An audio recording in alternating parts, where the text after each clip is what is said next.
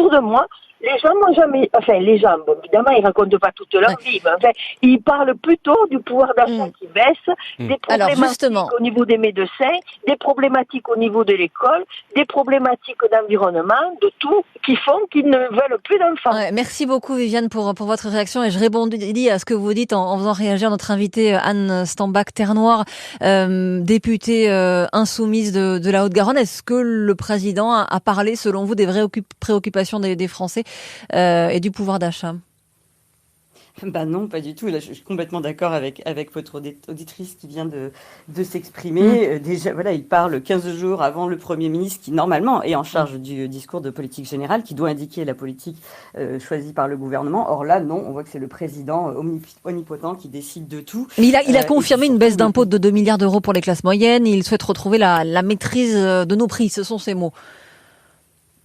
Oui, enfin moi j'ai surtout entendu effectivement la continuité d'une politique de maltraitance sociale. Moi j'ai entendu qu'il confirmait les 10% d'augmentation des factures d'électricité pour toute la population, alors qu'on sait que c'est déjà extrêmement difficile pour tout le monde.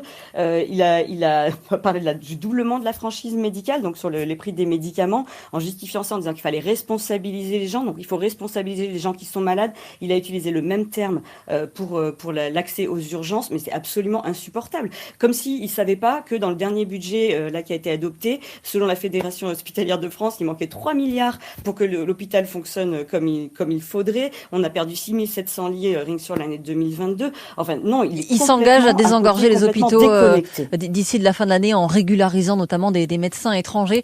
On a une nouvelle réaction, je crois, au standard de la radio. Merci à Viviane Alespinasso, au nord de Toulouse. Et on est à Toulouse avec Daniel 05 34 43 31 31 en direct. Bonjour Daniel. Bonjour. Est-ce que vous écoutez encore les prises de parole du président de la République, Daniel? Non. Pour quelle raison? Non, parce qu'ils font de très beaux discours, ou très mauvais d'ailleurs, mais surtout, ils ne font pas ce qu'ils disent.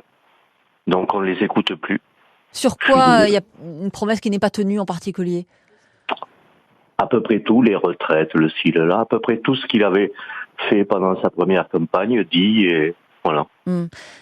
Il a notamment parlé, merci Daniel pour votre coup de fil. Et vous êtes à Tourtouze, département de l'Ariège. Toulouse, voilà, c'est pas Toulouse, c'est Tourtouze. Bonne journée Daniel. Anne Stambach-Ternoir, le président notamment par l'éducation avec l'uniforme qui va être testé, peut-être généralisé en 2026. Il veut réguler l'usage des écrans pour les jeunes. L'éducation, c'est quand même un axe important pour les prochains mois, les prochaines années, la fin de son quinquennat. Oui, enfin, moi, là, il a un discours complètement rétrograde. C'est le retour de la France sépia. Donc, effectivement, l'uniforme. Je rappelle que l'uniforme, il va être à la charge des parents. Hein, là, donc, c'est 200 €. Alors que, donc là, c'est une atteinte à la gratuité de l'école. Non, je suis pas certaine de ça. Déjà que les gens avaient de grandes difficultés à accéder déjà aux fournitures à la rentrée. Bref, les vacances raccourcies. Enfin, on dirait que la jeunesse, c'est qu'il faudrait la mettre au pas. Moi, je rappelle que si vraiment il veut s'occuper de l'école, il y a 9000 postes qui ont été supprimés au collège et en lycée depuis qu'il est en poste, Emmanuel Macron. Et à la rentrée, on avait encore un établissement sur 2 dans lequel il manquait un professeur. Vous avez, donc, il ferait mieux de s'occuper d'un professeur devant chaque élève, comme il nous l'avait annoncé, plutôt que ces mesures. Vous évoquez, Anne Stambach-Ternoir, la détresse sociale. Vous avez passé la nuit dernière à Paris au campement Solferino avec des milliers, des familles sans abri et du DAL. Pourquoi cette action? Et bien justement, c'est un des grands manques d'ailleurs dans l'allocution de 2h20 quand même d'Emmanuel Macron. En 2h20 de temps, il n'a pas eu un mot pour les personnes qui meurent de froid dans notre pays. Aujourd'hui, tous les jours, on retrouve des corps gelés dans nos rues. C'est insupportable et ils meurent pas de froid.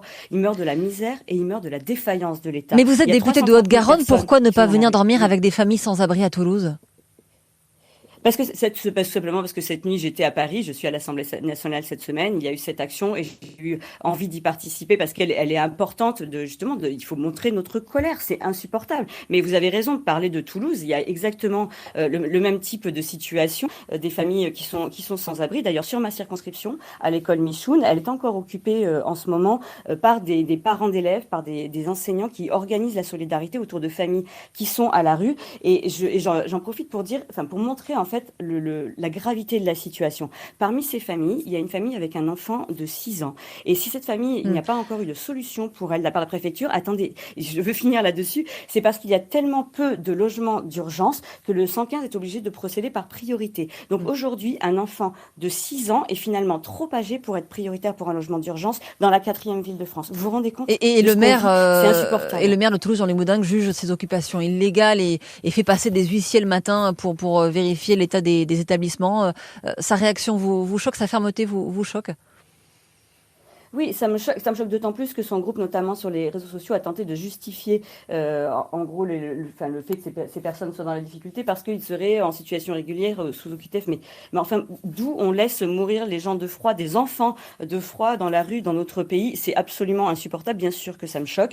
Là c'est des gens qui s'organisent en solidarité et qui pallient, en fait, encore une fois, à la défaillance de l'État. Je rappelle qu'il y a une solution simple d'urgence, ce serait la réquisition des logements vacants. Il y en a plus de 3 millions dans notre pays. Et d'ailleurs, le campement dans lequel j'ai passé la nuit, il est au pied d'un immeuble haussmannien qui est vide et qui pourrait être réquisitionné pour les familles qui dorment au pied. Merci beaucoup Anne Stambach, Terre Noire, députée de la 2e circonscription de Haute-Garonne, d'avoir participé ce matin au quart d'heure toulousain de France Bleu Occitanie.